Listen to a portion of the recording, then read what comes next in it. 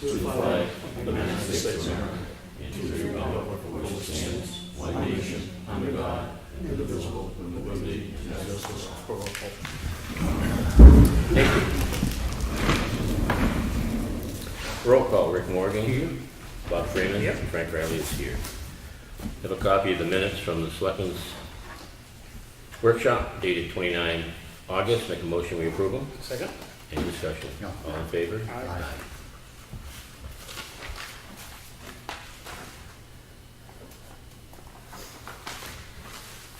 I also have a copy of the minutes from the Selectmen's meeting on Monday, August 29th, 2016. Make a motion we approve them. Second. Any discussion? No. All in favor? Aye.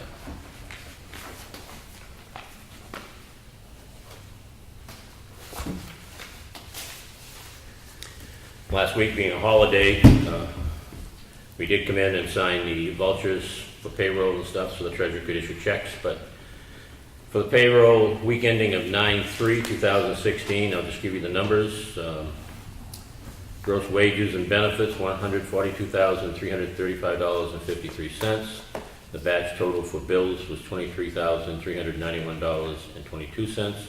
Grand total for 9/3 was $165,726.75. And these have all been signed by two selectmen. I have the voucher here for the payroll week ending 9/10. This is the current one. Gross wages and benefits is $36,029.25. Batch total on bills is $82,549.23. Total for the week is $118,578.48. Make a motion we approve them. Second. Any discussion? No. All in favor? Aye.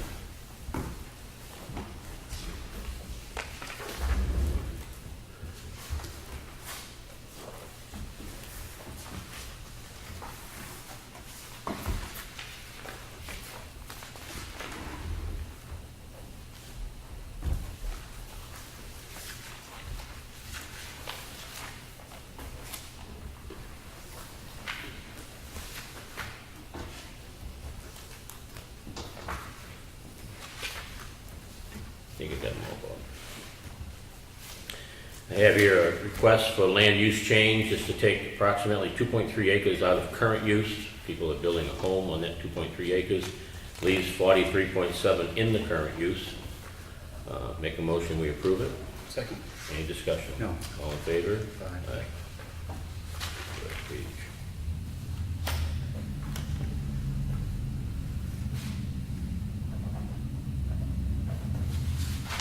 And then as a result of the change in use, we have a current use land change tax collector's warrant. She has to go out and make a change and collect additional taxes on that 2.3 acres.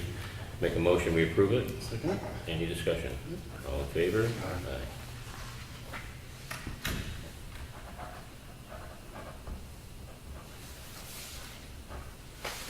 I have a letter here. We didn't have a meeting last week, so I have to put my thoughts together. 2 weeks ago, we had a discussion here, Ash, with you, with Brad, on your property up on Moultonville Road that borders the pond. And Brad has looked at it. It's his opinion that, you know, it's basically Mother Nature. And I agree with him because I looked at it with him. Now, if we use the dam as a reference of any time something might happen to a shoreline of a pond, we don't every shoreline on Ossipee Lake, because we have something to say about that dam too. So as we have looked at it and evaluated it, it's Brad's opinion, and I agree with him, that's Mother Nature. So anything beyond that, I have no intentions of moving forward and doing anything different. I know they explained they were going to do things should they have crossed your property, but now they've changed that and they're not doing it. So that's the outcome. I have a timber tax warrant here for the tax collector, Kelly Skian, for $0. What really happened in here, it looks like they didn't do the cut they intended to, and they're going to be going for an extension. So to close this one out, make a motion we approve it. Second. Any discussion? No. All in favor? Aye. Aye.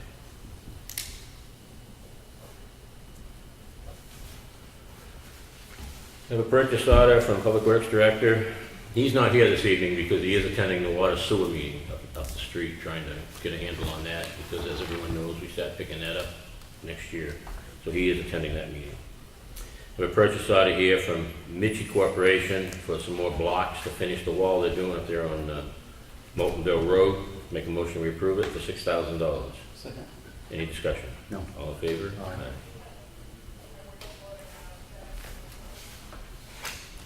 Another purchase order for Temp services. That's for the heating system for the new garage down there. He went out and got prices, and he did make recommendations to us.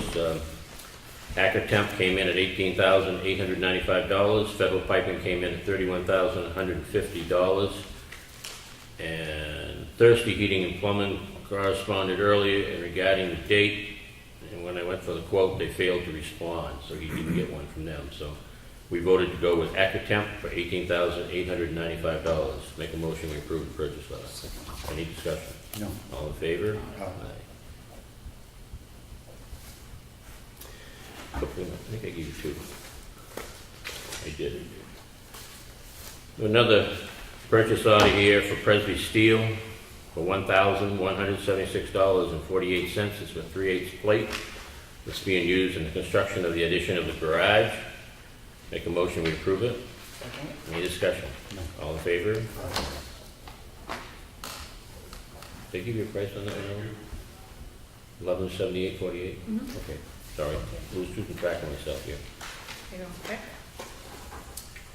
I have a request for abatement, map 53, lot 47. The assessor said the taxpayer timely filed for abatement in 2015. The main reason for the appeal is the assessment data was incorrect. He says, I have had the opportunity to perform a complete inspection of this property. I did note some inaccuracies such as there is some basement area that is not finished living space. There is no fixed attic access. There is no central air conditioning. I added the shed and paved driveway not previously assessed. Once the data was updated, the assessment is reduced and should be abated. We reduced the assessment from $300,100 to $278,200, a difference of $21,900, which is a refund of $459.03. Make a motion, we approve it. Second. Any discussion? No. All in favor? Aye. Getting tongue twisted here tonight. A request for you to contract to use facility. It's the Ossipee Main Street. They're having a penny sale.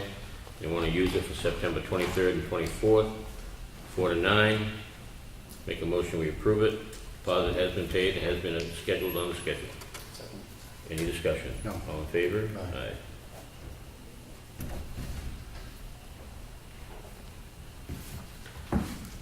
I have a letter here from DTC Lawyers. What happened is back here a year or so ago, we had a lot of discussion on light poles, telephone poles that we tax. And they're in the process of trying to get it so we can't tax them as much. They wanted to be taxed less, if taxed at all. So we've joined in with a class action with DTC Lawyers as recommended by the town attorney, because it would be cheaper for us to go with them against Fairpoint Communication than to have him go all by himself. So make a motion, we approve this. I'll second. Any discussion? No. All in favor? Aye. Aye. Guess I get this one, huh?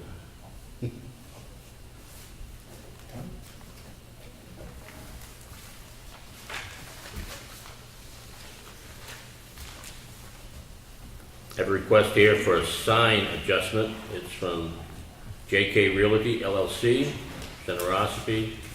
It's the two new billboards that have been assembled down at northern end of Northern Tire. It's actually on, Joe, I guess it's your property, correct?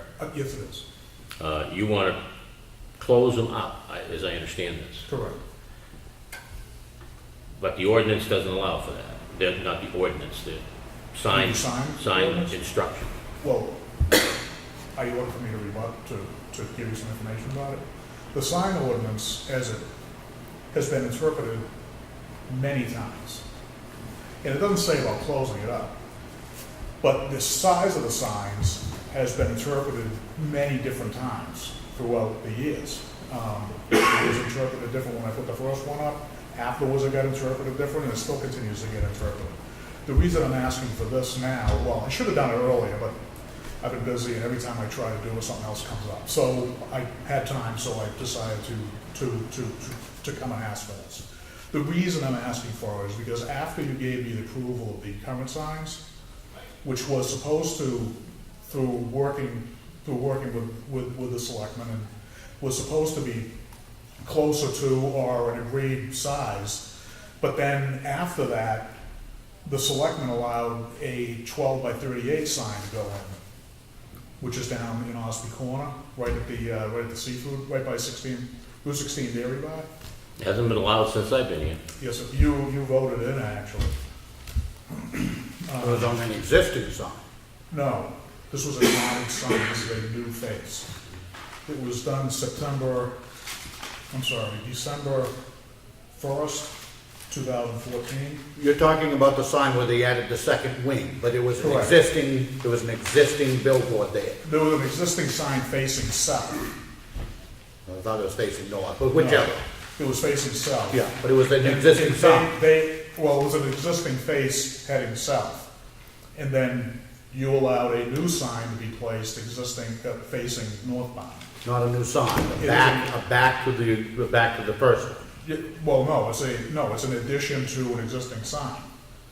It's not, no, you're actually doing a new sign face. So that is a new application. Even for the state of New Hampshire, that's a new sign face. You have to do a new Application. application for that. So if you have a permit for a sign that is currently one-sided, Correct. you can't put a sign on the other side of it? If it's the town of Ossipee, well, no, through approvals you can. I'm not saying you can't, Okay. but through approvals you can. The state allows a much larger sign. Yeah. So the rules are more constraining through the town. And you guys allowed a 12 by 38 to go in. No, we allowed the back to an existing 12 by 38. No, well, no, you allowed a new sign to go up. Well, I disagree. I know which one you're talking about. He Yeah. already had a legal sign there, He did, correct, and we allowed him to put a back on it. correct, Okay. which is another sign face. Correct. It's not changing the front sign, you are creating a new face. Of the same size as the one that was already there. Correct. Okay. Yep, Okay. but you're still letting a new, you're effectively, you're creating a more you're not trying to conform, you're still staying with the non-conforming sign. Because it was an existing sign. No, that side was not. The side, the north-facing sign was not there. Correct. You didn't have to give it to him. Correct. Yeah. But you allowed a same-size sign to go in. Correct. Of the same size that was already there. Correct. Okay. And that, I'm not disagreeing that, yeah. so how does that factor into closing up the two signs? Because That you have. because you didn't have to, from the way I perceive it and the way I understand things, you did not have to allow that sign to go in. You could have asked for a smaller sign to go on the back of that. You could have. What their instructions go. Even if we could have, what kind of sense would that make if you've got Well, it's staying. 12 by 38 sign? You're creating you're creating a conforming situation instead of creating more of a non-conforming. No, you're allowing the same thing. You're not making it, we didn't make it more non-conforming to put a sign on the back, But for you're them to allow them to put back. I don't think anything has happened with the sign ordinance, but you are trying to create a standard sign ordinance that you guys can agree upon, but you didn't. I get that part. I'm trying to wrap my mind around how what you think happened down there by the seafood restaurant Yeah. affects your sign. By him asking, because when I went for my sign, Yep. you didn't want a larger sign to go in. It's not that we don't want to allow a sign, it's not permitted by the ordinance. Well, no, but the ordinance has been interpreted many different ways by the Board of Selectmen. I Not don't think necessarily the Board of I Selectmen. don't think it's been interpreted. I will agree with you that the Board of Selectmen have not followed their own ordinance in the past, but it Same clearly, thing. no, it's not the same thing. Well, it is, An because- interpretation means that there is something up for interpretation. It says that it allows 200 and, Right, whatever the square footage is, but they haven't followed it. And when Dave was here, he said that means you can have, he did, it's in the selectman's office, you could have a much larger sign. But that's not what we're talking about right here. We're talking about how I came across, how that sign, you didn't have to allow that sign face to happen. And you allowed a larger sign face to happen. no, we allowed, see, you're suggesting that we allowed something that was non-conforming to be more non-conforming. That's not what was done. We allowed a gentleman to put the back on a sign which was already there. He didn't make a bigger sign, he didn't make a smaller sign. Correct. Well, correct, yep. So how does that's not contrary to the ordinance. It is, because if you look at the 200 feet or whatever the square footage is, that's supposed to be front and back. See, even your signs are non-conforming. They are. And- Absolutely, yeah, they are. But there is some level of traceability that they're authorized to. Oh, mine? Absolutely, yeah. No, they are totally authorized, all of them. And I actually tried to be conforming even with the first sign, and then I had a guy who wanted to rent the sign, but he was asking, can I have the whole sign? And when I came into the selectmen at that time, they wanted to know why I even bothered coming in to try to fill it in. They said, why didn't you just fill it in? Well, because I had an agreement with the town. That's why. Because that's the size it was, but they didn't care at the time what was happening. So, that's my reasoning. And then the other side, you can't look at but I've been busy, so I haven't focused on putting faces on the sign. But the one thing I do know is that it is much easier to fill a larger sign than it is to fill smaller signs. So I there's don't two doubt ways. that, and I don't fault you for asking.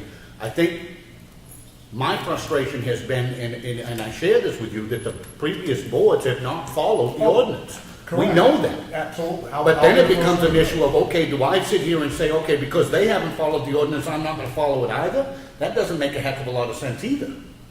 To who? Who's not going to follow it? For me to not follow. No, I think you guys should try to do it the best you can. So, you see what I'm saying? It puts us, and I agree, it should have been applied evenly over the year, and if you don't like the ordinance, then change the ordinance. But if the ordinance says 256 square feet, how do we realistically approve what you're asking us to do, which is in violation of the ordinance? Oh, correct. But I'm basing it upon that sign did happen. That sign, the second face, if you didn't want to continue with the size signs that you wanted to, you could have denied that sign, and that would have been okay. But it wouldn't have changed anything. You added another sign face. That sign face did not, what was there was the sign face. You had the opportunity to say no. But how would that have done anything though, Joe? It was an existing sign that was there. Right, but if you read the sign ordinance, actually, all the signs were supposed to come into conformance by X amount of date, and then technically anything after that date is supposed to be fine. Well, I think I just can't get there. If what your position is true, which I flatly disagree with, That's fine. that we violated the ordinance by allowing the second face on a sign which was already there of the same size. So it's your position, if we violated the ordinance then we must violate the ordinance for you. Is that in a nutshell what you're saying? Well, it's not necessarily must, but it would just be consistent at that point. Because the board from what I'm saying has not just you, but all of them, has not been consistent in following the sign regulations. So therefore, by allowing the 2014, from my understanding of the rules, is that second face, even though there was an existing sign southbound, everybody, the person involved had to apply to the state and the town to put that second sign on. That is a new, Yeah, and actually it's they not a new wanted structure, it, but it's a new face. actually they wanted it bigger. And we would not, Sure. and we wouldn't allow that because it would have then made that existing sign more non-conforming. Right. We didn't Okay. allow that. Okay. In order to put the back on, they had to maintain the same size as the sign that was already there. Yeah. I don't think that's in violation of the I'm ordinance. not saying what you did made bad sense, I'm just No, saying. but I'm saying I don't think that's in violation of the ordinance. It's an existing sign. I don't One think, side was. Yeah, I don't think that violates the ordinance by putting the sign on the back side of one that was already there. well, that's just a new application. The He reason had they, to put a new application in, because they wanted to increase the size of the sign. no, because they couldn't just put the second side on. That has to come in front of you as a new application for the entire sign.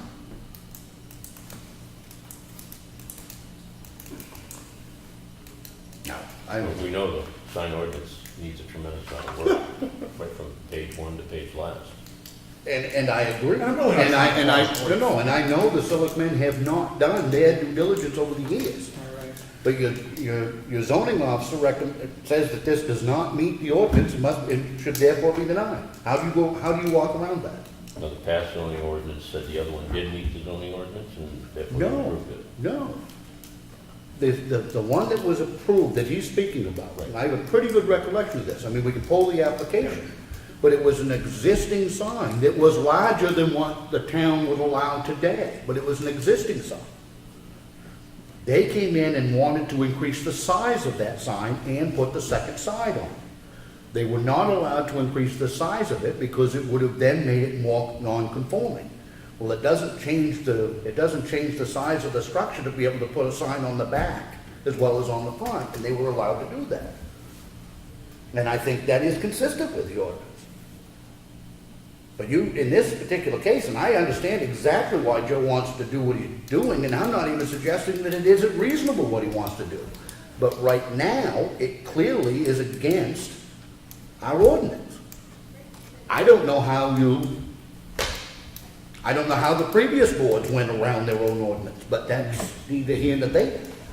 I'm all for changing the rules, I'm all for taking a good look at them, and I know it's on our list of things to do, but right now, it's 256 square feet or whatever it is that's allowed.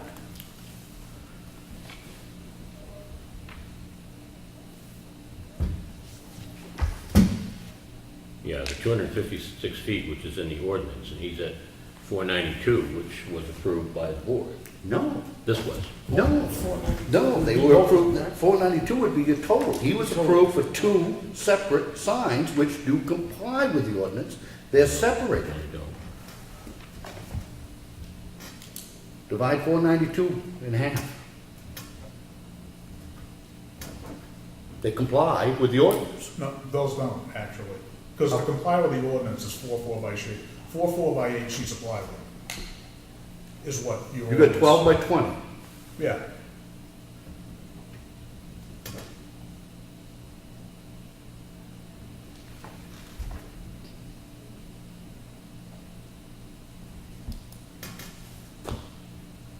It's 240 square feet. On each side. For each sign. For each half of what you put down there. I don't have the ordinance. That complies with the ordinance. It does? You can have Because the last time I 256, looked- because the last time I did the calculation, it was 4 by 8 sheets of plywood. you can have So it's 12 by 256 feet, 256 square feet Per sign. per side. Per You got sign. 240 Per square Per feet. sign, which you divide that 256 per, no, I wish I had it in front of me. You get, But- Steve, am I reading that wrong? They're allowed 256 square feet. and a 12 by 20 sign is 240 square feet. So those individually meet the ordinance. It doesn't meet the ordinance if you combine them. Because that was a hard one when I went for the first one. They are 12 by 20, Joe? The 12 by 20. Yeah, the 12 by 20, yeah.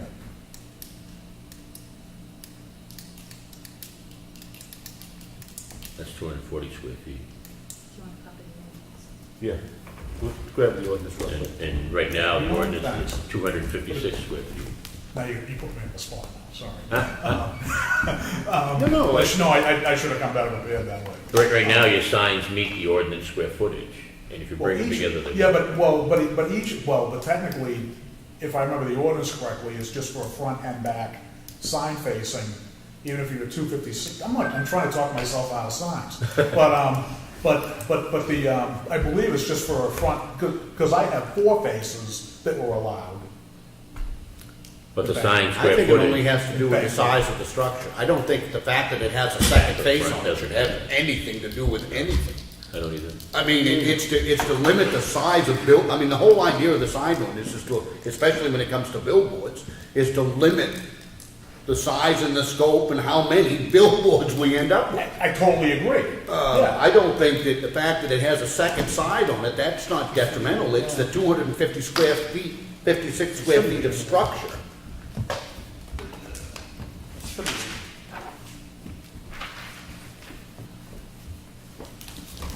It meets the 256, these other days, 240.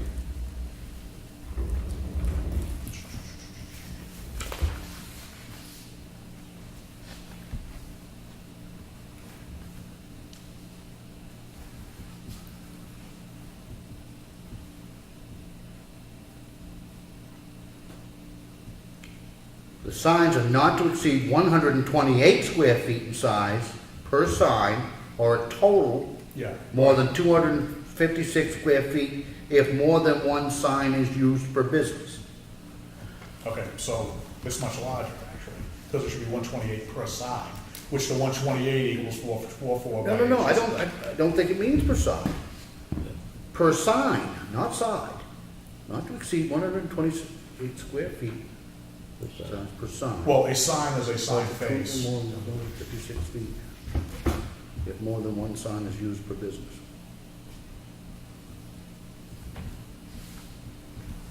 So if this one sign is used per business, he's at 240, and you have it for 256? I mean, I'm not trying to pull it. The only thing that I care is that effectively what's good for the goose is good for the gander. That's it. So everybody's treated fairly and everything's, if one person can get it, the other person should be able to too, whether it's me or whoever, doesn't matter. And I would agree with you, except that I And quite we've frankly. we've had conversations. Absolutely, but I also I disagree that what was done with that, allowing the second face on an existing sign of the same size, I disagree that that is the example you should be using. I think there are probably examples up and down Route 16 that have been approved by previous boards that are in fact in violation of their own ordinance. I'm not disputing that. Right. At all. And as bad as that is, I also am not of the opinion that to continue to commit more wrongs makes it right. And it is to combine those two signs. It's maybe open for interpretation whether the current sign should be allowed under the ordinance, which has been permitted. To combine them would certainly make it more non-conforming than it already is. Am I wrong? No, I'm not disagreeing with you. And for that reason, we've got a lot of work to do on a lot of different things, but this sign ordinance has got to be tackled. You gotta bring it up. It's got to be brought up, because it's not fair, and I wholeheartedly agree it's not fair. It has not been fairly applied. We had actually, prior to his departure, we had started down the road. We had our previous zoning officer going out and documenting all the signs, photographing all the signs, and to start at least trying to compile the list of the ones who have a permit, the ones that are truly grandfathered, and the ones that are non-conforming is a place to start. He has left our employee, Steve is new, and we have already buried him in other stuff, but it has to be addressed. All right, I'm going to move this. I'm going to make a recommendation that we follow the code officer's suggestions and not approve joining the two signs together. I'll second it, but only to say that at this point, and I think we need to tackle that ordinance. And we will. Any discussion? All approved, all in favor? Aye. We will tackle this and try to resolve it for you. Okay. Is this different than the 5 that I think you? I have permits here from DOT. They go through the process of notifying a lot of people, and this is in reference to the project of putting in a turning lane on Route 28 southbound at the intersection of 171 in the town of Ossipee. The work is necessary in order to improve safety for traveling public, improving traffic flow through the intersection. This is information for us. It's going through their process of getting that project approved. Have you heard anything more back from them since those last meetings? No, because everything on the last meetings was out into 2018, 19. No, I'm talking about the 28171. No. We will be having, I've been in contact with Michael Dugas from New Hampshire DOT, and we're tentatively scheduling an update meeting in October. Okay. It's looking like probably the 3rd or the 17th. Okay. Have the recycling log for the dump. Recycling log, month of August, $5,692.60. Have another communication plan. This is on the bridge replacement, roadway rehab in Ossipee. It's another informational booklet. Anybody who would like a copy of it is more than welcome to it. I have a letter here for FEMA. It's in reference to the Winnipesaukee watershed. They're talking about the different rivers that come into the Winnipesaukee watershed. We forward it to our emergency management personnel. It's a meeting that's going to take place over in, I think it's Guilford, Gunstock, if they wish to attend.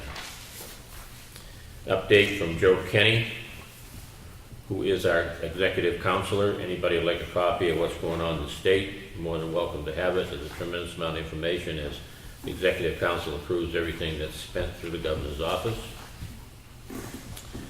Notice here from the town of Plymouth. It's in reference to a cell tower. Regional impact notification. They notify everybody around that might have some type of vision or visible contact from any point within your town. This is a communication tower at 583 Tenny Mountain Highway in Plymouth. I don't know if we have a high point in this town where we can see 583 and Tenny Mountain Highway in Plymouth or not, but anyway, there's a meeting on it up at the Planning Board in Plymouth Thursday, September the 15th at 6:30 at the Plymouth Town Hall. Anybody wishing to attend.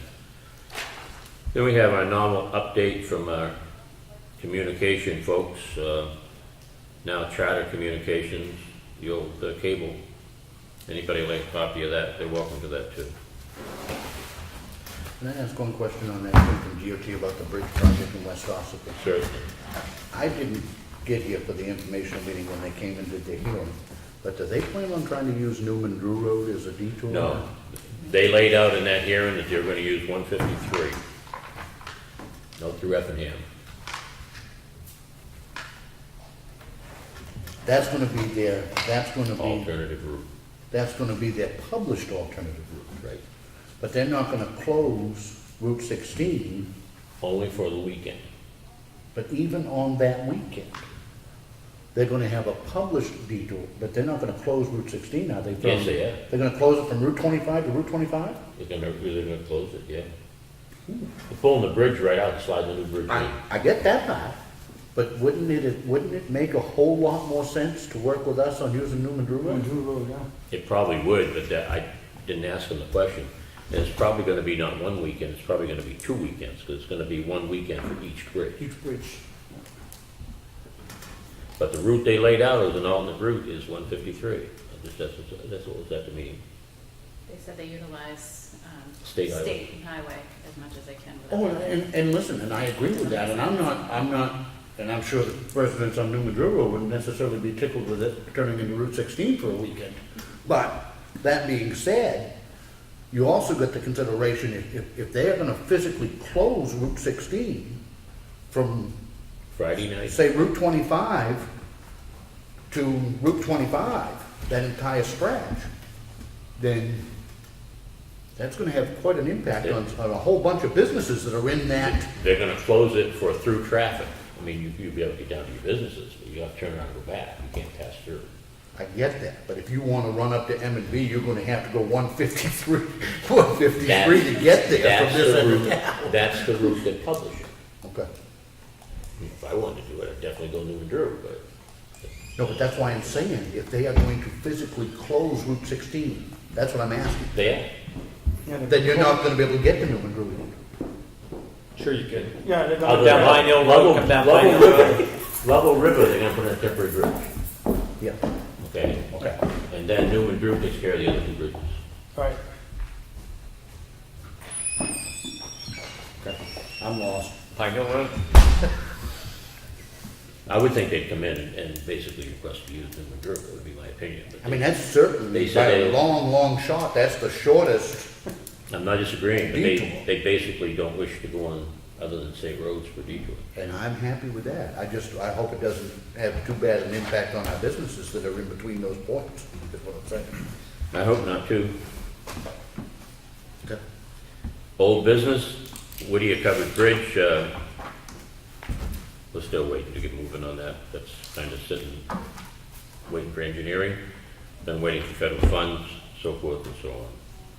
Garage addition down here is coming very well, power's in, I think they're getting pretty well underway down there.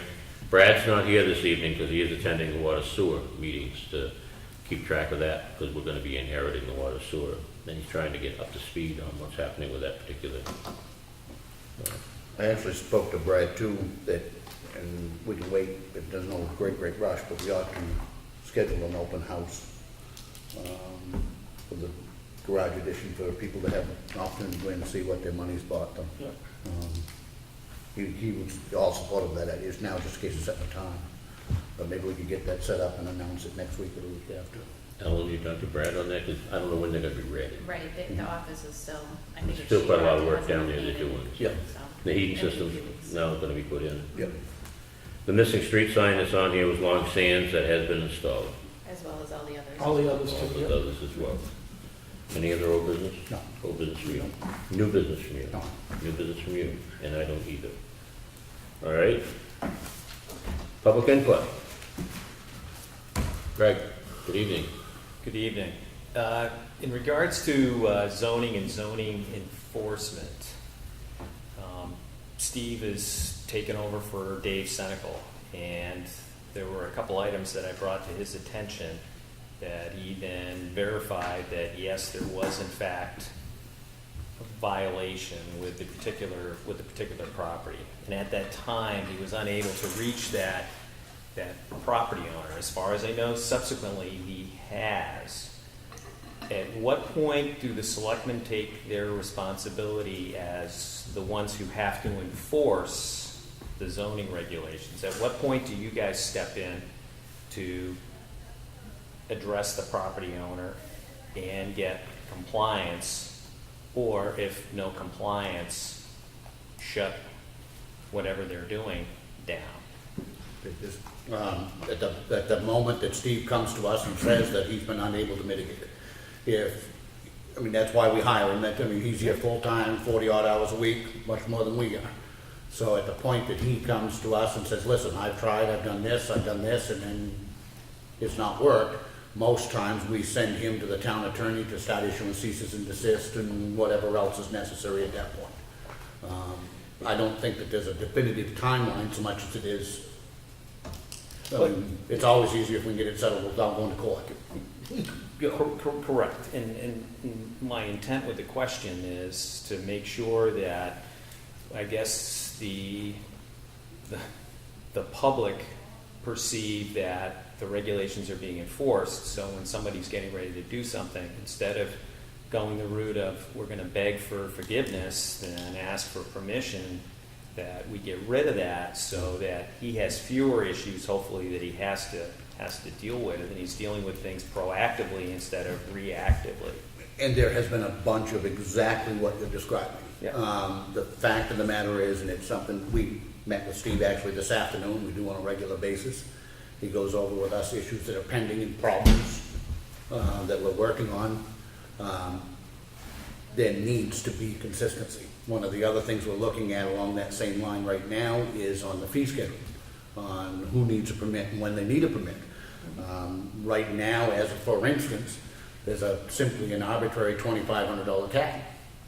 Well, what I can do with $2,500 and a little bit of carpentry experience versus what you can do with $2,500 if you have to hire somebody can be exponentially different things. Sure. I may be able to put on a decent sized porch for $2,500, whereas, you couldn't get a set of front stairs built for that.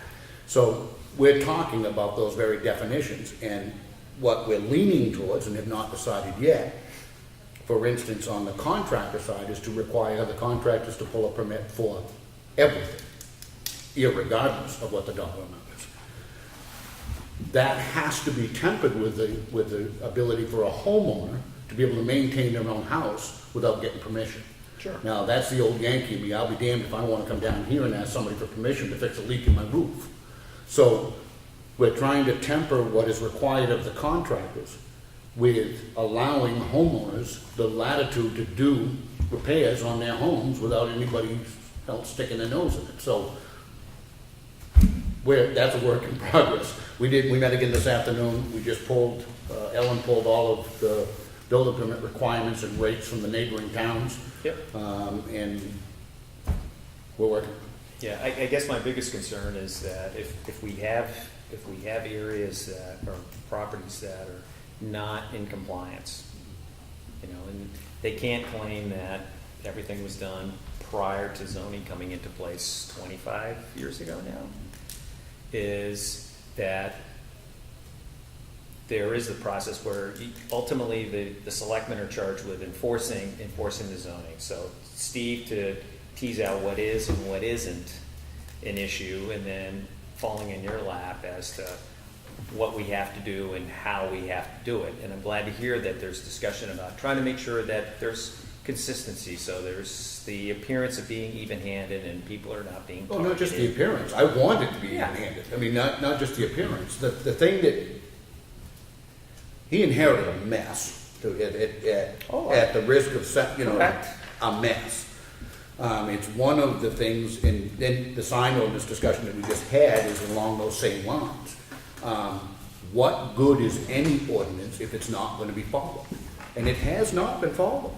Okay. There were people who have built things in this town who were told by town officials to go ahead and build it.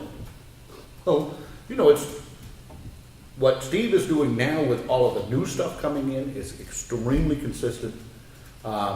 We tasked him when he started to spend as much time in the office as necessary, but to get out and drive around and, try to start to get a handle on what's going on and whether there are permits pulled or not pulled. And in that, he has unfortunately been forced to look backwards because some of those ugly heads are still rearing on projects that never should have been allowed and were not in compliance with the zoning and are even more non-conforming today than they were yesterday. So he's got his hands full, and we are working though, and also in the message, which will be under the permits and all of that whole thing that I just discussed, on trying to get that consistency.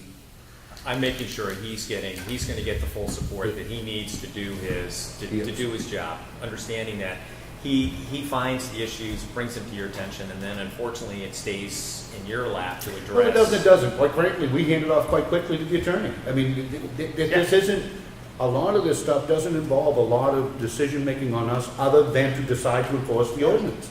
The ordinance is very clear. I mean, we instructed him today, he'll be seeking a cease and desist order on a particular property tomorrow morning with the attorney. Very good. It's non-conforming, period. It's not up for discussion, it's not up for interpretation. The only question is, are we going to enforce it? And we're going to enforce it, because that's what the ordinance says. So, correct. We have some things right now, like there's 2 places on Ossipee Lake that need to come down. Those are in the hands of the attorney right now, to process the proper paperwork for removal. Yeah. Oh, yeah. And we have another issue going that's in the hands of the attorney too, unfortunately. 2 now. We just We added can't, one today. yeah, another one. We just can't walk in and do it. We have to go through the legal process, but we are going through the legal process on these and trying to get. I want to make, because what I'm looking at is I'm looking at more from the business standpoint, is that I want, if businesses know what the rules are when they come in, and they feel comfortable, and they feel that they're going to be enforced, so that when they do something, the guy next door does something that's not right, that that individual is held accountable and has to come into compliance, so that their investment is being protected. And that's what I wanted to hear, and I hope that some of these properties come into compliance on their own once they realize there's no way to get around it. But if the town has to, then I would sincerely hope that it's done more expeditiously instead of, because it's going to take time anyways. But pull the trigger. The minute you get into the court system, it begins to move at a snail's pace sometimes. But this is the problem, and I agree with everything you said, and I think, in all sincerity, that this board has been consistent in its application of the ordinance to the best of our ability. The problem is that may change in March, and it may change the March after that, and it will most definitely change the March after that, because I'm not going to run again. So what was right yesterday is wrong today when it comes to the Board of Selectmen. Where the consistency, I believe, comes from is if you have professional people who are advising and signing off on it, just as with this sign permit a couple of minutes ago. I mean, certainly Joe's not necessarily happy with it, but Steve reviewed the ordinance and it just doesn't meet the ordinance and recommends it be rejected. That's what needs to happen, and there needs to be that consistent message. If the ordinance needs to be changed, change the ordinance. If zoning needs to be changed, change the zoning. Correct. And in that regard, I was going to ask my follow-up question is that with some of these ordinances, let's say the zoning ordinance in particular, as the Board of Selectmen looked at some of the changes that they think need to be made just because of the length of time it's been since that ordinance was put in place, and looking at the current economic situation and potential opportunities that the town might be able to attract by making some small changes in the ordinance, whether it's more broadly defining or more narrowly defining, and then approaching the zoning board about some of those things, and looking at, like, with Ash and these people who are involved with our economic development is three-tiered. So selecting the economic development, and then the zoning board of adjustment, so that It's actually not the zoning board, it comes out of the planning board. Planning board. But this last fall is a classic example of that. We actually made some recommendations, some very strong recommendations to our planning board on several significant changes to the zoning ordinance, which are without question pro-business. Those are already starting to reap some benefits, and I think they're going to reap some benefits for a long time, which was one, allowing more than one business on a lot to start with, which is huge. That needs to come from the planning board, and it did. It came from the planning board when it was made extremely clear that it was either going to come from the planning board or we're going to put it on the warrant by petition, and the Board of Selectmen were going to be the first 3 signatures on it. So that is the route for them, for those changes to be made. Anybody with 25 signatures can propose a zoning change and put it on the warrant. So we did strongly advocate that last fall on those particular changes. I have not heard, Frank, you're a representative, if they've got any proposed changes coming out that they've been discussing for this The only coming. one they're looking at the moment is 2 residents to a lot, which is coming through a state law now. It's going to happen. It's going to have to happen, so they are reviewing that one, but other than that, they haven't brought anything else up, no. Yeah, because I know a number of other towns, they're looking at that whole, in-law type living space, as long as the property That's being can changed support state level, we have to do sewage it. loading and everything else. Yeah. But some of the towns, like the town of Jackson in particular, has been now looking at applications, and they've already set the precedent that they're doing those things. But anyways, that's. So state law is changing, it's going to change that. It's going to be required. The town is going to have to allow it, Yeah. to a certain extent, with, again, the limitations that the septic regulations and everything have. But as far as what you started to mention about the economic development, I mean, certainly in my discussions with Ash, back when this was formed, we're hoping that they're looking at all of those issues. What areas are not zoned commercial currently that maybe should be. I know of areas in this town that, quite frankly, I'm amazed, part of Route 25, that's not zoned commercial, but doesn't make a lick of sense to me. So, I mean, it's all well and good to say that businesses come here, we could have a place to put them. So I'm hoping that they're looking at that. Certainly, you know, if they identify a change that needs to be made to the zoning ordinance, then, you know, that is what I'm hoping that they, in fact, are looking at. Yeah, because I'm looking at just in general with my business, that the amount of real estate development that is now starting to catch momentum, and we all know that this town benefits by Route 16, and there's a lot of empty space once you get north of Rochester to here, and if the town can capture as much of that commercial development, that of course that benefits the town in terms of that tax base. That, and let's face it, it provides jobs. I mean, and it provides convenience. I mean, and I've always been of the opinion, why not let them drop their dollars here before they drop them in North Carolina? Yeah. So, you know, we're not gonna do anything that's gonna, nobody's gonna be able to do anything that's gonna lessen the impact of Route 16. I'm all for letting it develop within the reasons. Sure. You know, and there's enough natural boundaries, you'll never have a strip like North Conway, which is fine with me too, but, you know. Any other public input? Joe? If I could just comment about Steve, because you brought Steve up, you don't get a lot of congratulations often, but the work that Steve did on the old PD&J's property, awesome job. It's totally cleaned up now. Good. Yeah. He has been out, he has been getting around, he's been Oh, spending yeah. a lot of time traveling and trying to get a lot of this stuff fixed. Unfortunately, it's stuff that's accumulated for years that now all of a sudden we're trying to clean up as fast as we can. Well, that was a junkyard that was happening over the past 2 years, so. Yeah, that was my intent of bringing it up, because I know how much he's trying to do and trying to make sure that he's getting as much support as he possibly can, so that there's not a level of frustration becoming built into the position to where the stuff isn't gonna get corrected because there's no backup. I know that we agree fully that Steve's doing a really good job. I'm gonna get into it, but we felt strongly enough that we bumped his pay up a week ago. Closer, not still yet to what the previous one was being paid, but in recognition of the fact that he is doing a very good job. So, a lot to do. Oh, yeah. Ash, go ahead. At the previous selectmen's meeting, we were talking about the mill pond, and there was uncertainty as to ownership of it. I was wondering, through you going up there and checking it out, the town does own the dam, correct? Both dams?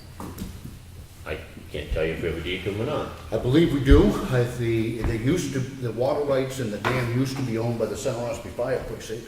And I'm gonna say it was 25 odd years ago, probably, that they conveyed them to the town. So, So, Just in anything that I know about the water is owned by the state, the land is owned by the person that owns the land. So, you gotta look at that. We are charged with regulating the dam and the maintenance of it. But And the dam is managed by the dam authority, which is a few towns, I think. no, that dam is not. The only dam that's run and managed by the dam authority is the one at Ossipee Lake. Okay. We have the dam at Mill Pond. I don't know if we own do we own the dam, the big dam at Daniel Pond? Yep. Okay. so both of those are owned by the town, but the water is owned by the state. Is that correct? You don't know, and you're saying That's normally the way it goes. It normally goes to low water mark. low water mark? Yeah, if you're out on a river and the river drops down, you own to the low water mark. The landowner. It depends on the deed. Some it goes to the center of the thread of the channel, because I Yeah, have 'cause properties my- when it My drops. property on my deed actually goes out 35, 40 feet Into the river. into the pond. See, every deed's different. You'd have to look at them individually. Mhm. Mine goes to, I believe, well, mine stays at the center of the river, but Yeah. I got about 1,000 feet on the river. Okay, and then the last question I had is, obviously, they're gonna start that work up there on Moultonville pretty soon. I was talking with some of the other owners that live on the pond, and there was a concern as to being notified of when that water's gonna be lowered. Is there gonna be a notification to any of the No landowners? reason why we can't. No, it certainly can be. That's still being done under the water department, not under us, so. But we will talk, Brad's been working with them, Yeah. but they So still should have we full make some control of other- that till January. But there's no reason in the world why we can't let people know what they're doing up there. I'd just like to know, me Absolutely. and others that live there would like to know when the Well, that's water's gonna be reasonable. lower. I think that's very reasonable. Kellen? If I'm not mistaken, I think Bo told us that he's gonna put it in the paper, let people know when they're gonna drain it. Okay. I think we could also maybe recommend they put a notice for everybody's door. There's not that many places up Well, there. not just that, but I mean, if we know that we can announce it, we can It's announce long it the winter. next couple of 3 meetings too, and just put it on our continuing Yep. list as to when that's gonna, Yeah. when that's gonna occur. Yeah, replace the water line. Any other public input? Do we have a need for non-public tonight? No, we don't. No, we don't. Where's our Peter Wall? He said that he'd be here shortly after 5. We have Peter Waller on our agenda tonight because when he retired, we had a luncheon for him, but we didn't have his plaque and his letter done. We have them done now, and he's supposed to be here tonight to receive them, if he doesn't decide not to show up. That's a Freddie who's gonna show up, but coming from North Conway, I do. There's no traffic today. I was There there no today. traffic. There's no traffic. Okay. Then there's no excuse, I'm God. sorry. Well, we really appreciated Peter for all the years he was here. He was a great employee, he did a lot of good things for the town, and I wish him the very best. I understand that after a number of years, you can get burnt at doing what you're doing, and it sounds like he's gone to something very interesting, so we wish him the very, very best.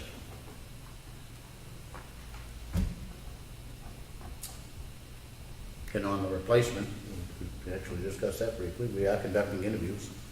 We got a lot of applications, a lot of very qualified applications, so that's in progress. The bar's set pretty high, in my opinion. I agree, difficult shoes to fill, so.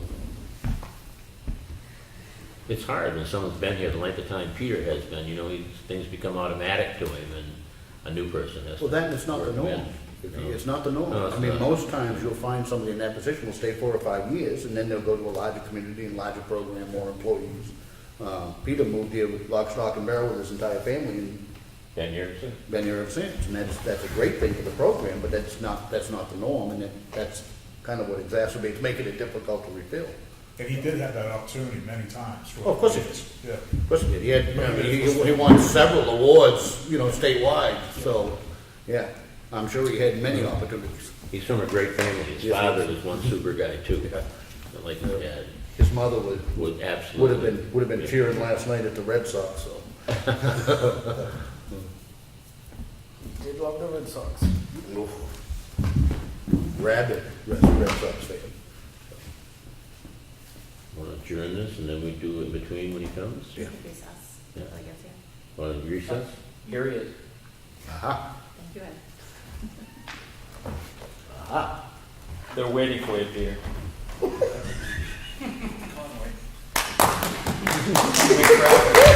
Look at that, changed clothes already. know. Where's your shorts? Yeah. They're in the closet. Great, we're glad you came in tonight. These are the items that we talked about when you retired with your luncheon. Unfortunately, we didn't have them quite together for you. Hopefully the new job's going well. Yeah. You're not yeah. coming back then. I'm in the 3rd week and I'm still there, so. Well, Peter, okay, come over here with you. Town of Ossipee employee from 1995 to 2016. This is Friday, August 26, 2016, is the day we are marking Peter's retirement. In some ways, this is a sad day for us because we are losing a great employee. Peter has been with the town of Ossipee since 1995. He was hired and served as the town recreation director for the past 21 years. Over the years, Peter has been responsible not only for management and upkeeping of the town recreation facilities, but also providing recreational activities for children and adults of the community. Peter's countless contribution includes active involvement with the New Hampshire Recreation and Parks Association, Carroll County Recreation Directors Association, the Ossipee Home Week Committee, managing the programs the rec department has offered for several years alone. He has relied heavily on the support of volunteers, members from the community, and nonprofits and businesses. His commitment to the town and the support he has received has been unwavering. Now he is retiring, and we will miss him and all that he has done for the town of Ossipee, its residents, and the community. Thank you, Peter, for all that you have contributed to our town. And then there's a little note in here. I'm going to read this. See if I don't mess it up. You have brains in your head. You have feet in your shoes. You can steer yourself any direction you choose. You're on your own, and you know what you know. And you are the one who'll decide where to go. That's from Dr. Seuss. I probably didn't say it quite right, because Dr. Seuss is better at this than I am. You deserve all the best. We hope that you find it. Thank you for sharing the past 21 years with us. Best wishes in the future endeavor. Signed this 29th day of August in the year of 2016. The Ossipee Board of Selectmen. Thank you very much. Thank you. And we have here, what we're also waiting for, and it says to Peter J. Wall, with great appreciation for your 21 years of dedicated service to the town of Ossipee. Thank you. Thank you.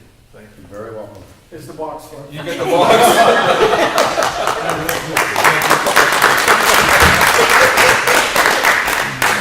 Again, like I said, it's been a privilege and an honor to work with all of you folks these last 21 years. And some people that were this big when I started and now this big and have kids on their own and some grandkids on their own. So, but again, I thank you for allowing me the privilege to serve here for 21 years. So, I just have one question.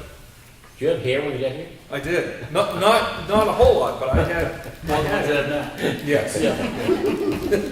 Well, Peter, you've done a great job, and I really appreciate it, and I know everyone else does too. So Thank you. Thank you very much. Thank you. Thanks for the box.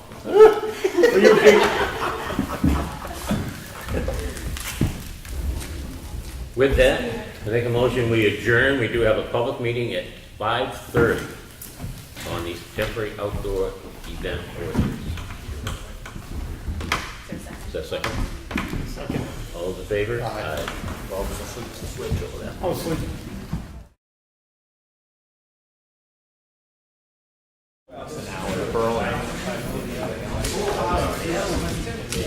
If I can have your attention, please. This is for the public meeting tonight on the temporary ordinance.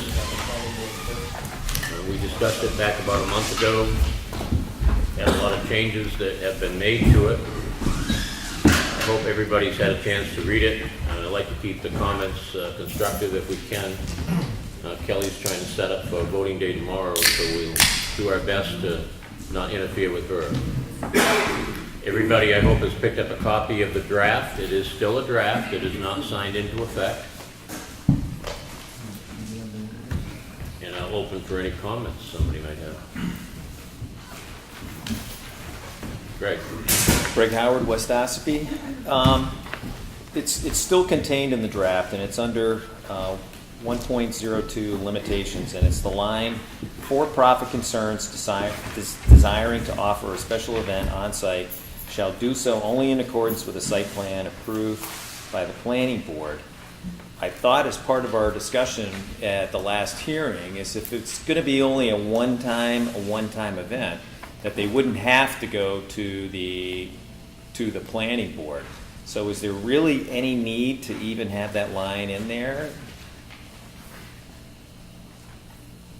I agree. It is exactly what was discussed. It was one of the things that I proposed for a change to come out when it was back down to Rick Sager. We had agreed that a business would not have to comply with its site plan review with any zoning restriction for that one event. It was only past that one event that we wanted them to operate underneath their site plan review. We eliminated the 3 sentences below that. I think it was just omitted. I think it was just omitted from what we were supposed to remove. Because it really doesn't make sense to have that in there. And then the second area that I had questions on was under 2.03, issuance of license. And it talks about that the license fee shall be not more than $300 for each day.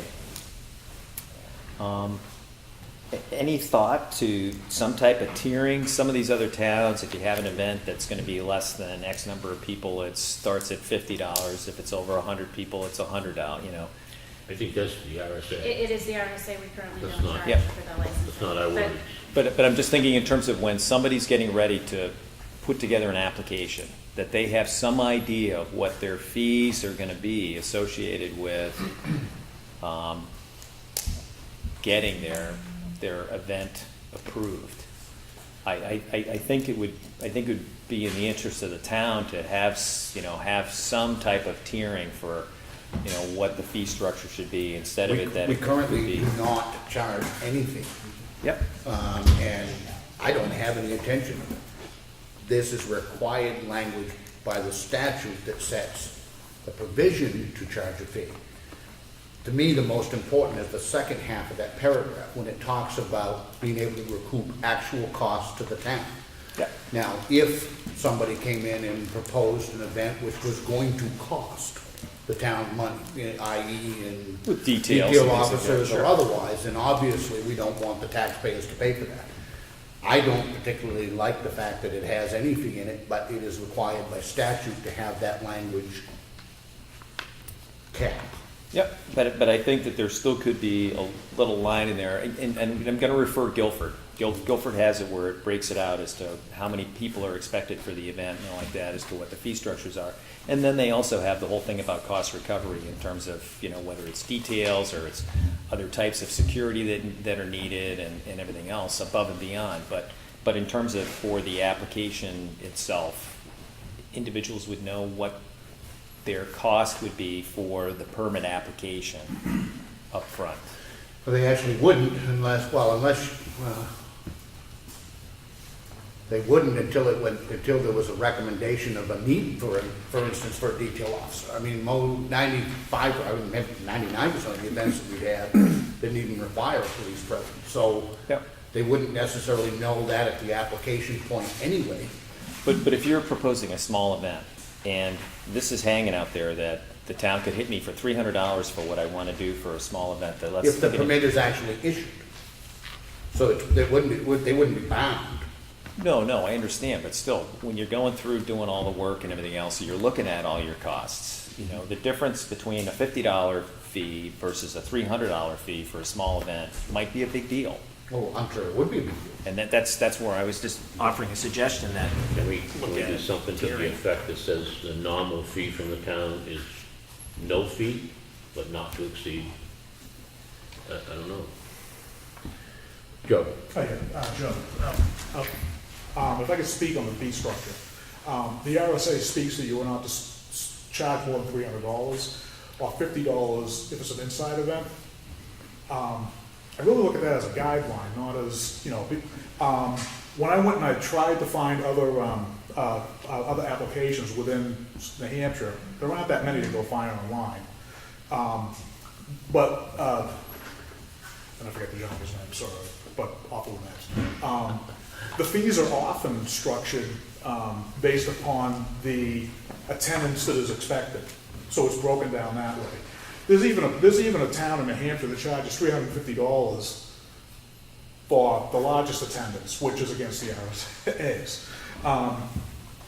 And then some of the best ones that I found, because a lot of them speak towards nonprofit, for instance, but you do have for-profit organizations that could come in. You could have a circus or whatever come in. That's a for-profit. Where some of the best ones I read, and I'd like to submit this to you. This is from the city of Portsmouth in Virginia.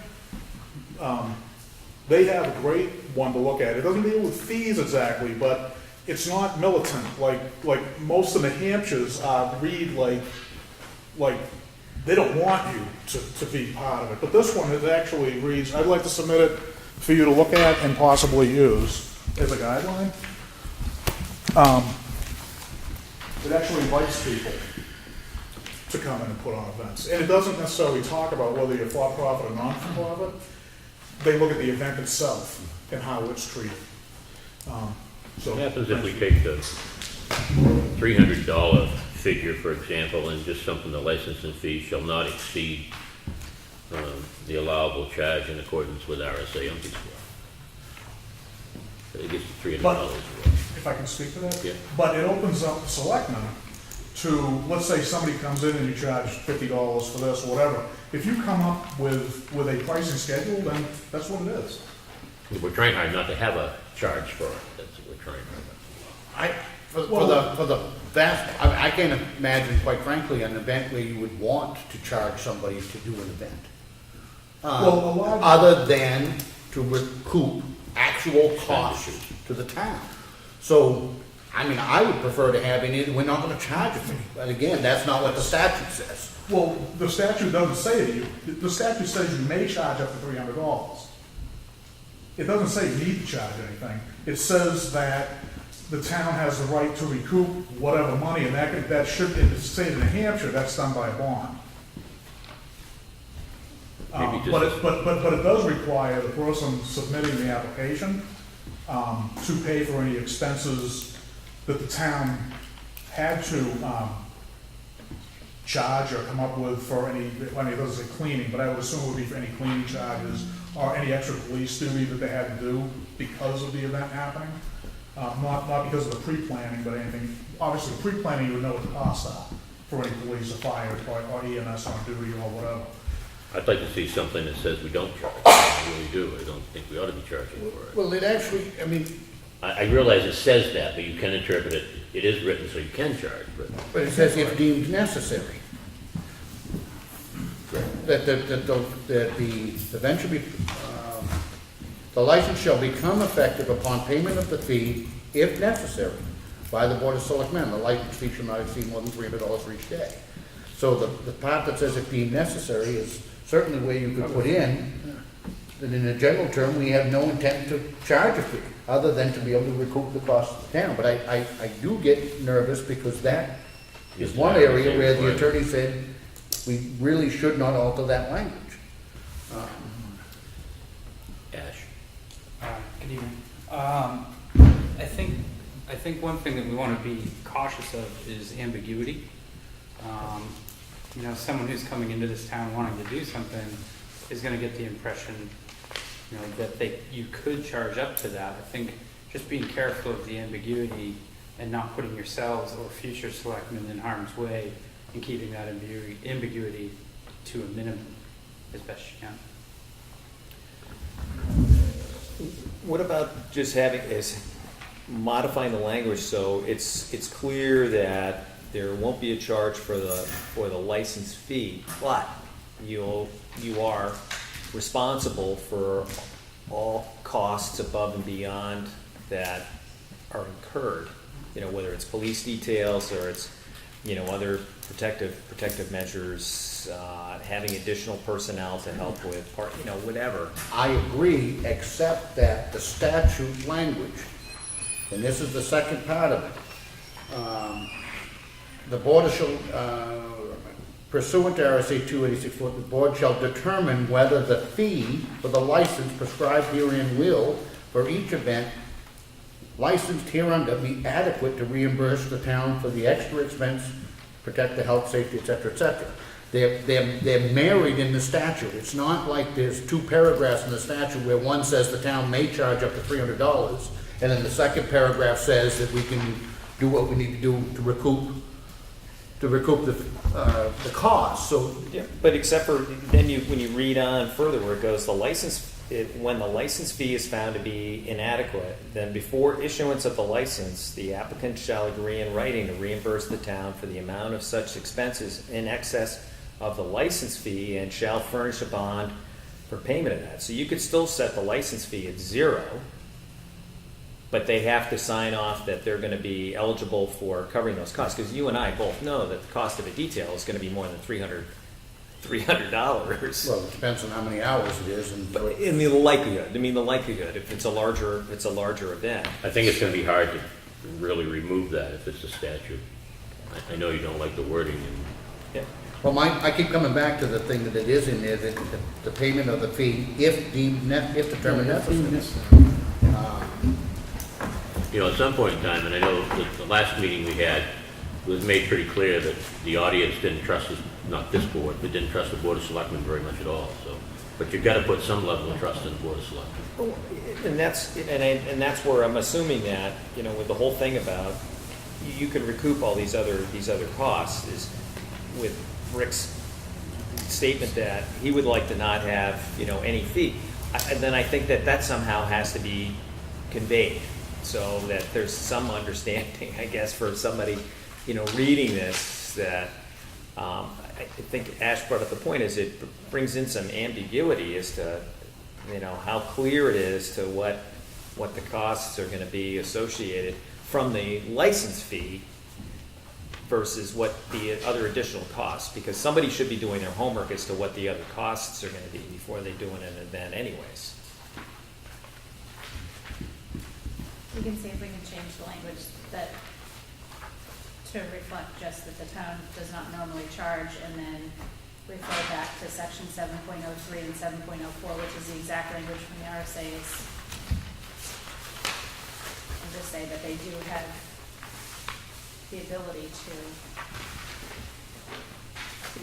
play those RSA's as defined. Because the language is in there twice. Yeah.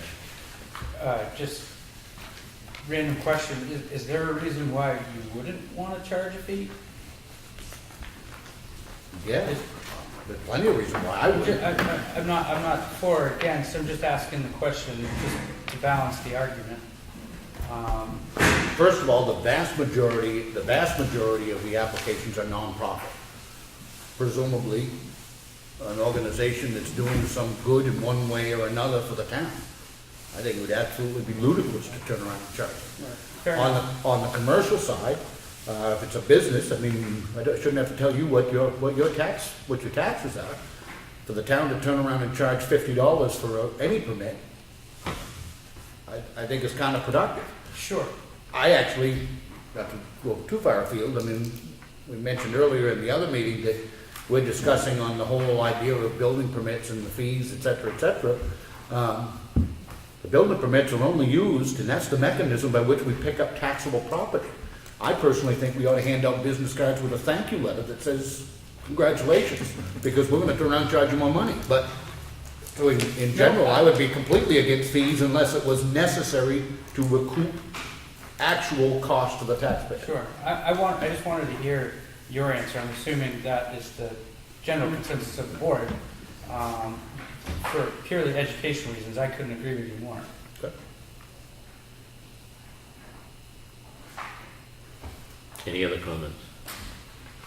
Joe. Just because I get lost, are we doing this paragraph by paragraph, or are you accepting any questions? More or less opened it for comments. Okay, then I have a comment, if you don't mind.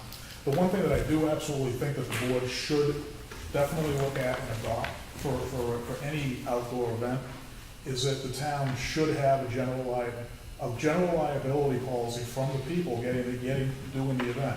I think if you go ask your insurance company, they would want that. Because that puts the onus on the person that's running the event, if anything happens with it. And it just covers the town. I think there is It is required. It's listed under the required, under the Well, application. no, it's listed, I think it's very vague. It says, I think it says, the one thing I didn't look at. It's under 2.01 H, second page, page 2. May be required. Yeah, maybe. I really think that you should adopt it as. And the basic general liability is $1 million per occurrence. Because, you wouldn't be putting a hardship on nonprofits, because if you're running a nonprofit organization, it's basically a business. They should already have a general liability policy. And it doesn't cost me when I have to do it for other people, so. Well, it depends on the nonprofit. I don't know that that's necessarily a characterization I agree with. For a I mean, nonprofit? Yeah. If they're out doing their thing, they should have a general liability, or if they have people coming to their facility, they should have a general liability policy. We do have Not it necessarily. I hosting conferences, and we go to use a facility and helping to organize these events and all like that. I'm almost always required by the entity where we're hosting the event is that they want me to get event insurance for either the day or multiple days that we're there. It's pretty inexpensive and like that, you know, That's what I'm saying, is it should have the liability policy.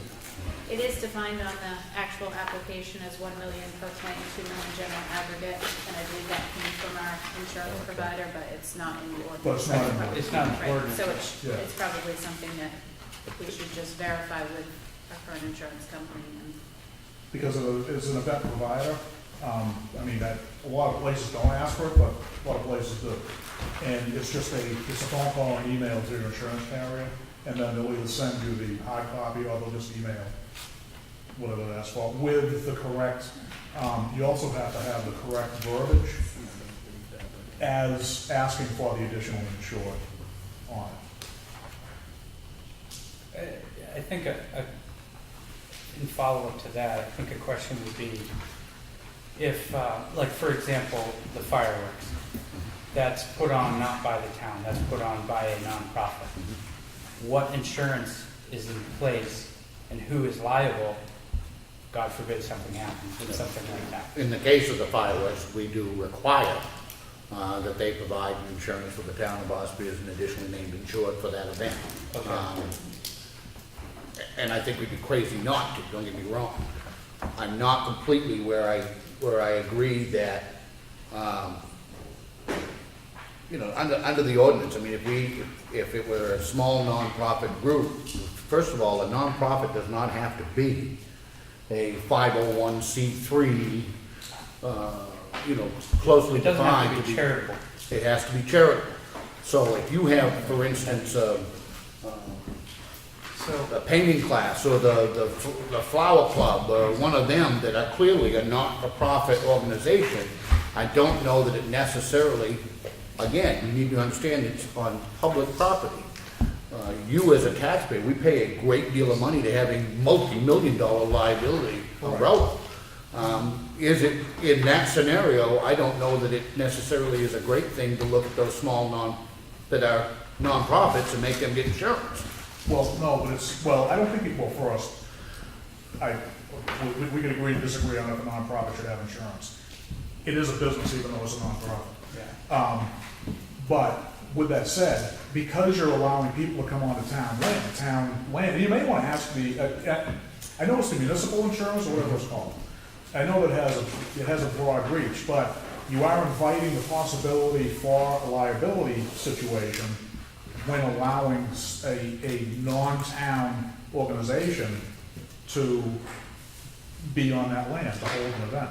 So therefore, you should be giving some of the onus to the person holding the event. That's in my opinion, not a law. And I get that, the place where I disagree with you is that if it's an Ossipee nonprofit, they own a piece of the land that they're asking to use. Well, You see what I'm saying? And I don't want to get into a split hairs, and you may be absolutely accurate that we should be requiring this. And I certainly want to take what steps are necessary to protect the town, but I also don't want to discourage people from being able to use land that, quite frankly, is theirs. If an organization wants to use Constitution Park, Ossipee Old Home Week is a great example of that. I think we could all agree that it's a great organization that's done very good things for the town. Are we going to turn around and penalize those folks to have an event there by requiring them to have insurance when the town has more than ample insurance to cover them using the land that they already own? Does Ossepee's insurance cover that nonprofit? No, I think that nonprofit's crazy if they don't have their own insurance. But what I think is being suggested is that insurance be for the event that they want to have on town property, and in fact it specifies naming the town as an additionally named insured. well, that's what the general liability policy does. yeah. I have a general liability policy for my company, for instance, okay? So when I go on site, when I go to the Four Seasons or I go to the Heinz Convention Center, they specifically want to be additionally insured. Yep. It's the same thing. It isn't costing me a dime more than what I'm paying. It's just adding them onto my policy so that, which in 26 years has not happened, they trip over a cord and somebody wants to sue for that reason.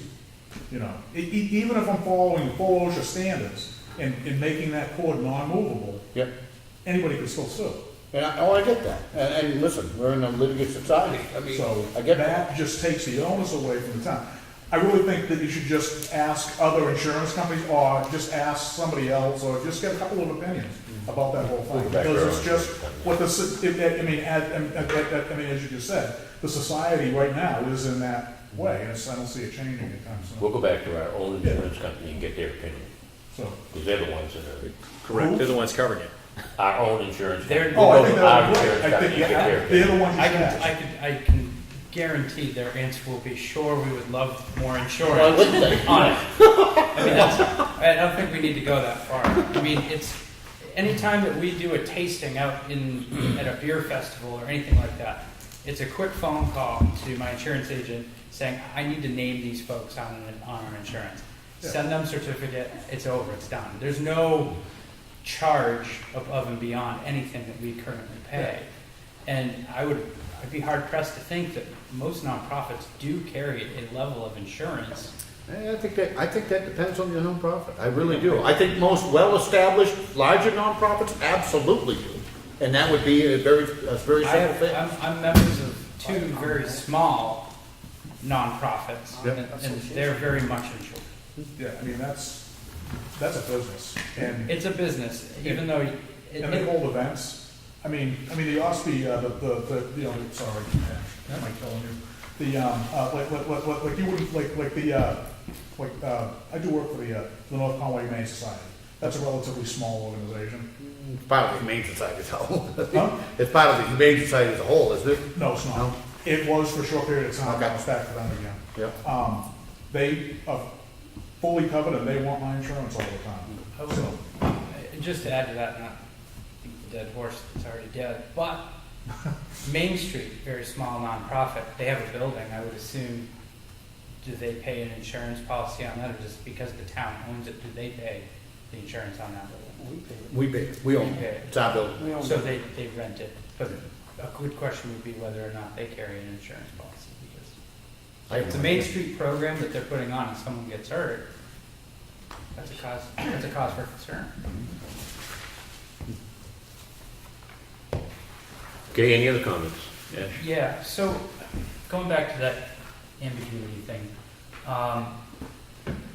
let me back up and preface this with, you know, this is obviously about the event ordinance, has nothing to do with Hobbs. That is long gone, and the ship has sailed.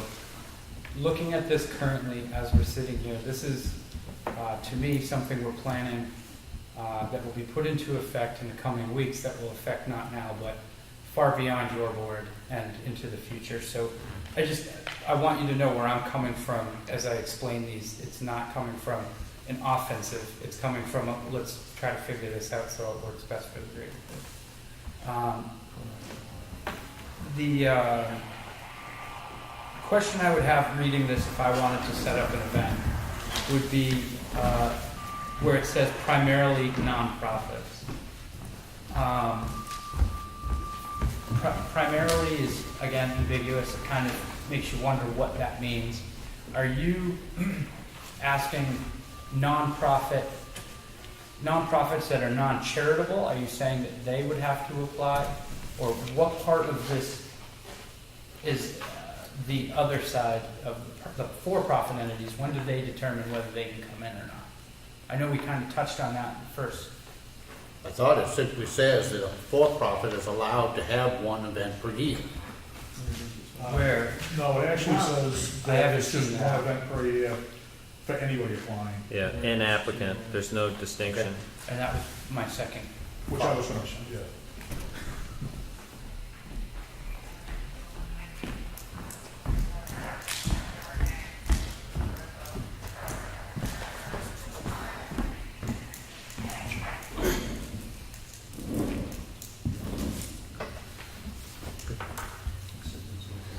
So, is that language that would be considered editable, or is that something that is carved in stone?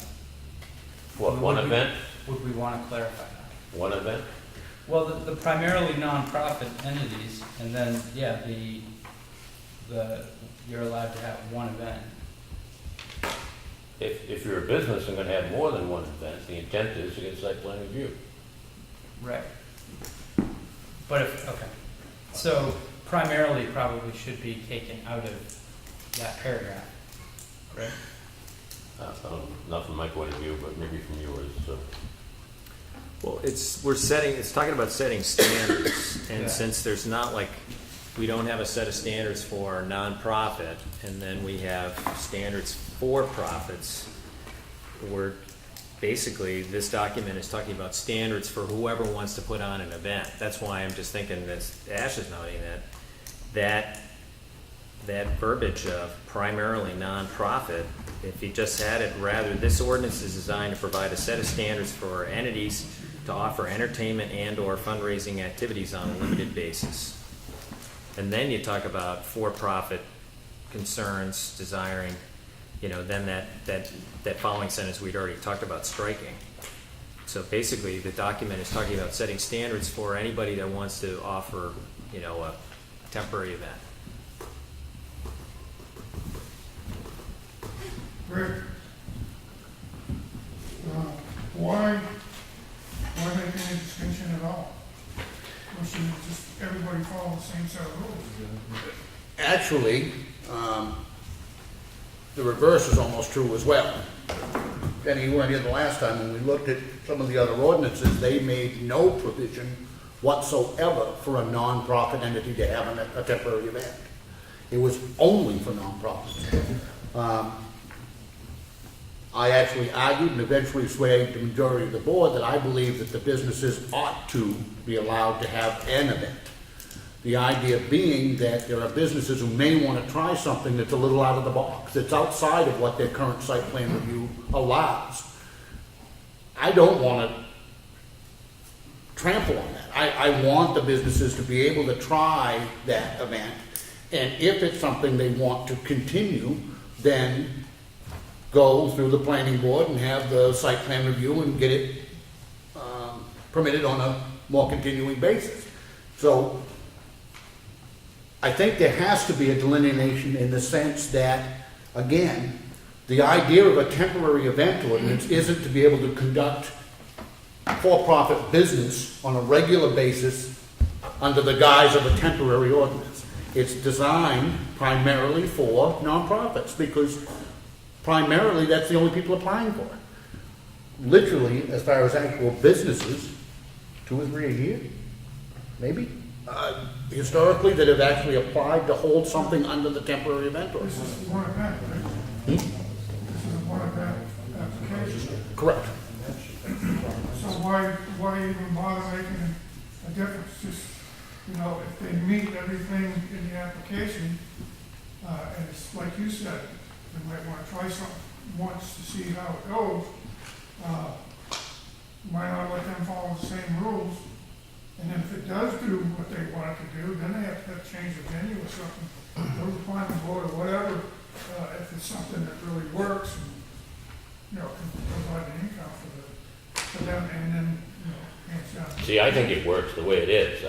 I think you can pick this apart all night tonight and tomorrow night too. You can Well, see, wordsmith it to you death. try to do the difference between one and the other, that's where the problem comes in. And you just have I don't see a one problem between the two. I honestly don't. I mean, Well, that's where when we look at the language is that what I heard Rick say is that he's trying to allow the window to be open for these businesses to try something on a one-time basis to see if it's something that they and can this make. allows that. But I know, but in terms of that's why I still don't understand the need for the words primarily nonprofit. If you just struck those 2 words out of that sentence, then I personally don't think that changes much, but let me just, using your analogy, I want to open the window, but I want to open it this far. There is a provision, for instance, the idea being that what happened in this time, and I agree with Ash, I don't want to look backwards, I want to look forward. The only purpose for looking backward is why we're even looking at this. We ran into a set of situations where it pointed out some shortcomings in the ordinance that we had in place, period. That's all we need to go.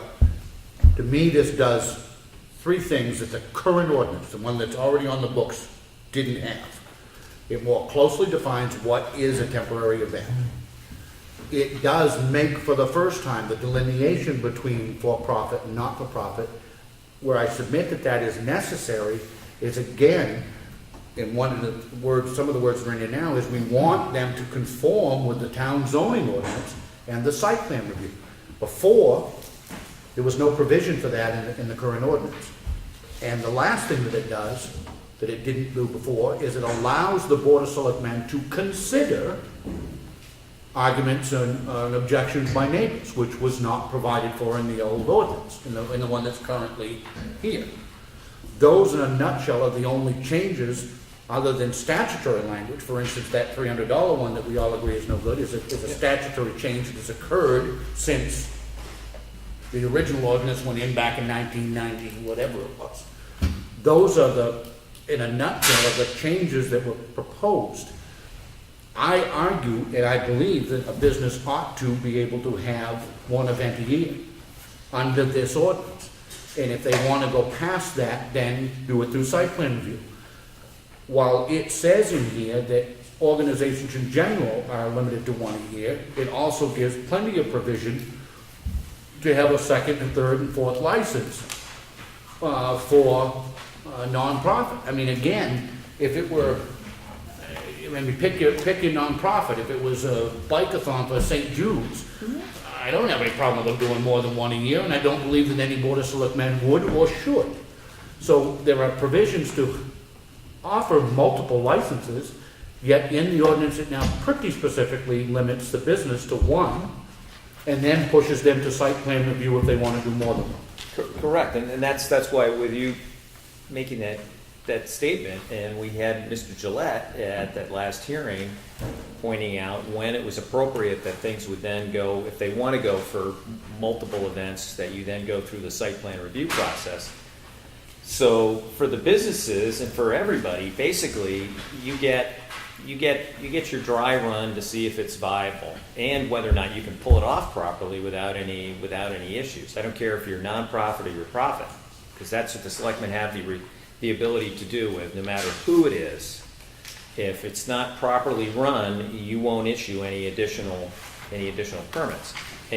But you've also very clearly said that if a business wants to do more than that first one, they've got to go to site plan review.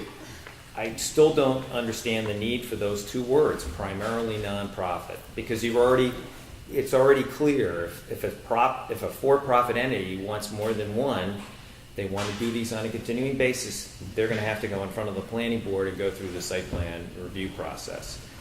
Any entity, whether it's nonprofit or profit, if there's an issue, you guys have the wherewithal based on their track record as to whether or not you're going to give them additional licenses. I hear what you're saying. I don't agree that taking those two words out does anything to change the changing substance with the ordinance. But I understand what you're saying. Yep.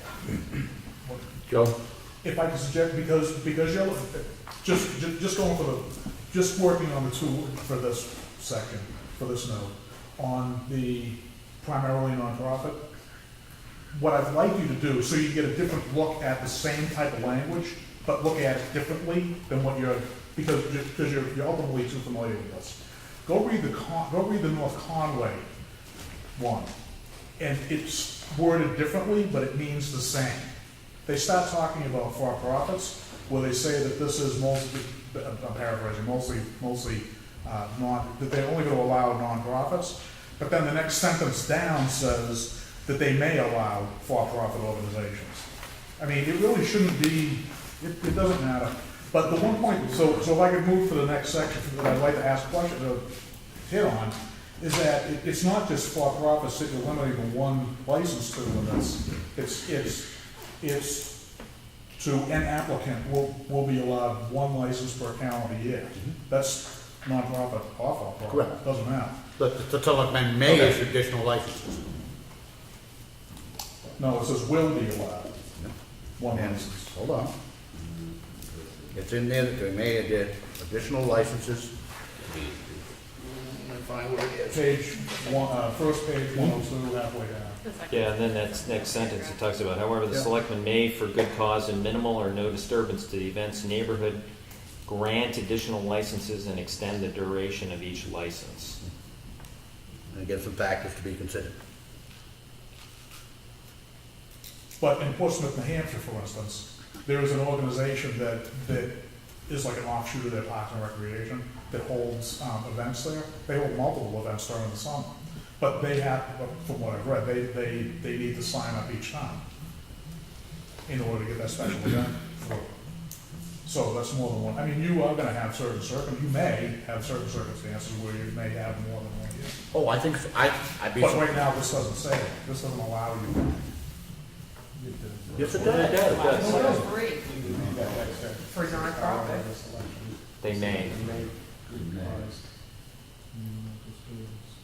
Grant additional licenses. There's no guarantee. Any other questions? I'm gonna move this along, let's just, we're beating this, like, so if anybody's got any more reasonable questions, I'm more than happy to listen to them.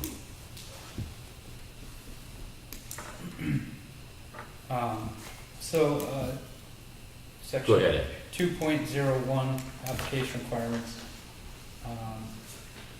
You have 45 days prior, and then you can waive that on 2.07.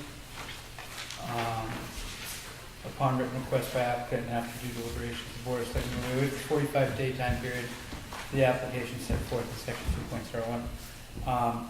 So going forward, will all nonprofits, this is any applicant, will have to have a written letter asking for that waiver? As far as I'm concerned, yes. Okay. And it's interesting, but the one Joe just gave me for Portsmouth, Virginia, theirs is 45 days too. Oh, yeah.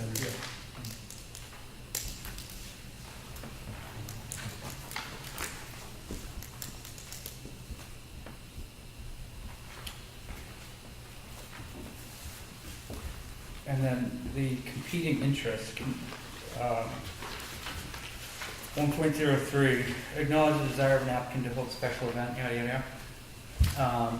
The New Hampshire State Legislature, by enacting certain statutes, 7.0, this ordinance recognizes that moderation in conducting our day-to-day affairs is appropriately interrupted on occasion to allow for special events. Such events may cause disturbance and inconvenience for some. Is that anecdotal, or like in the top, your ref, or in the RSA 20, the issuance of license with $300 thing, you make it very clear that it's an RSA, and then competing interest, it's very like anecdotal, kind of written as a sentence, like someone just kind of wrote it. Is there a cause for any concern in that? I don't think so. I think that it tries to strike that balance that we talked about at the last meeting, which is there are some times when you may well, to approve an event may well be in the public best interest. I don't want one grumpy old man who lives next door to be able to stop it. So there are times when, not everybody's going to be happy. Then there are the other times when if the entire neighborhood doesn't want it, then I think the board rightly should take that into consideration. So my idea is it actually tries to strike a balance between those two thoughts. It says to people right up front that, something, we may approve something that doesn't necessarily please everybody. Yeah, and I'm glad that language is in there. It's going to try to strike that balance, and I'm not professing that we're ever perfect at doing that.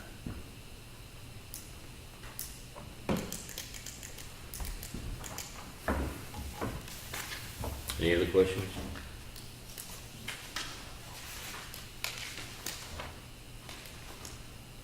We're gonna strike that one sentence you had, Ellen, that we talked about, The 1.02. 1.02, that's gonna be struck out. If not, yes, Ash. One last, sorry. At the last hearing, it was asked by the majority of people in the audience that a copy of the original ordinance be written with the words struck out and the new additions and everything. I noticed that didn't happen this time around. It didn't, and I'll take part blame for that because we actually discussed it this afternoon. What got confusing is we had a red marked copy. The problem was the red marked copy that we had was between our current ordinance and what was proposed the last time, that everybody agrees had some very offensive stuff in it. Then we have the third draft, which is the one that we're operating off tonight, and we did not have a clean copy to make a simple red line between this and what we have without that one in the middle. I couldn't read it, I couldn't follow it, and I think Word under using, if you have Microsoft Word, that you have up in the header, you can track changes. We do So you have, can- we do have that available, and I would be happy to supply it. It's just in order to print it, there's so many sidebar comments that come. Oh, okay. The I couldn't entire follow. document was Yep, reformatted. okay.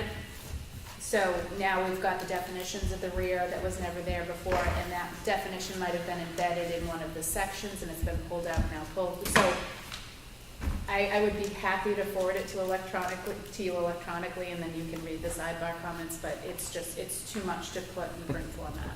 I literally couldn't follow it. And I know the ordinance, I know the proposed changes, and I couldn't follow it. I mean, And what happens after tonight, now that there's a couple edits and some strike-throughs? What's the procedure after? Well, we're gonna make that correction in 102. Is there any other changes we've agreed to make? The other thing, we were gonna get clarification on the insurance requirements. We'll get the clarification on the insurance requirement. We are striking the sentence in 1.02. Personally, I think we can go forward with it. So the expectation would be at your next selectmen's meeting like that, is that you would review that Would final, adopt it. that final draft and adopt it? correct. Okay. Any other questions? If not, I know Ms. Kelly would greatly appreciate the gymnasium and the setup for voting tomorrow, and I do respect her because she'd be here for quite a while yet tonight. I call the meeting to an end. I thank you very much for coming. Thank you for your input. Wish everybody a great fall. It's here. My trees are turning already. Thank you.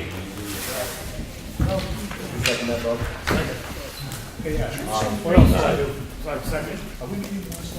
Next Wednesday.